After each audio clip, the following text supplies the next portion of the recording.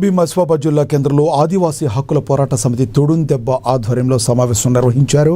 కేంద్ర రాష్ట్ర కమిటీల పిలుపు మేరకు ఆగస్టు 19 బుధవారం రోజున ఏజెన్సీ బంద్కు సంపూర్ణ మద్దతు ఇవ్వాలని తుడుందెబ్బ జిల్లా అధ్యక్షులు కోవ విజయ్ కుమార్ పిలుపునిచ్చారు.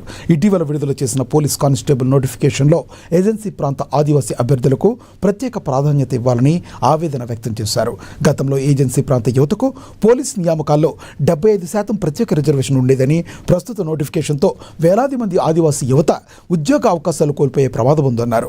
ప్రభుత్వం వెంటనే 75% రిజర్వేషన్ పునరుద్ధరించాలని డిమాండ్ చేశారు.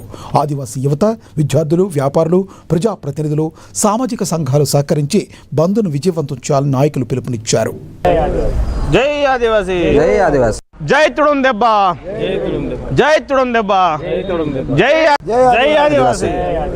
ఆదివాసీ విద్యార్థి సంఘం జిల్లా కమిటీ తరఫున మేము ఈరోజు జిల్లా హెడ్ క్వార్టర్లో ఏదైతే పోలీసు రిక్రూట్మెంట్లో 75% మనకు శాతానికి తగ్గించి ఇప్పుడు రిక్రూట్మెంట్ చేశారు కాబట్టి దానికి నిరసనగా 19న మన ఉమ్మడి జిల్లాలో మొత్తం ఆదివాసీ ప్రాంతాల్లో ఉన్నటువంటి ఏజెన్సీ ప్రాంతాల మండలాలు సంపూర్ణంగా బంద్ చేయాలనేసి మేము రాష్ట్ర కమిటీ ఆదివాసీ హక్కుల పోరాట సమితి తుడుందెబ్బ బంద్ను పిలుపు ఇచ్చారు. కాబట్టి వాణిజ్య సంస్థలు, వ్యాపారస్తులు అందరూ సహకరించి ఈ బంద్ను సంపూర్ణ మద్దతు తెలుపుతారనేసి మేము కోరుతున్నాం. ఆదివాసీ హక్కుల పోరాట సమితి తుడుందెబ్బ జిల్లా కమిటీ కొమరంభీం ఆసిఫాబాద్ ఏదైతే పోలీసు రిక్రూట్మెంట్లో మాకు ఆదివాసులకు, ఏజెన్సీ ప్రాంత వాసులకు నష్టం కలిగించినటువంటి రిజర్వేషన్ 75 రిజర్వేషన్ మాకు కేటాయించలేదు రిక్రూట్మెంట్లో.